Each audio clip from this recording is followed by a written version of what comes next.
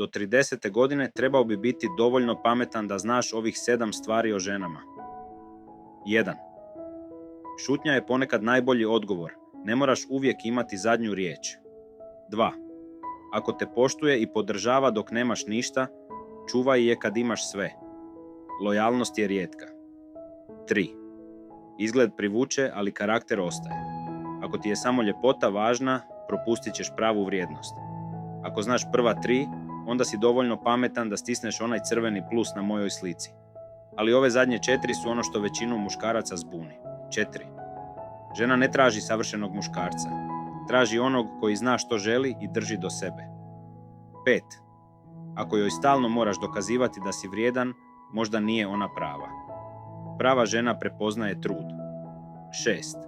Ne želi da je riješiš, želi da je saslušaš. Muškarac koji zna slušati ima prednost koju većina nema. I na kraju, 7. Ženu nećeš zadržati novcem, riječima ni darovima, zadržat ćeš je sigurnošću, prisutnošću i dosljednošću. Komentiraj 100 ako ti je ova poruka otvorila oči. I kao i uvijek, ostani čvrst,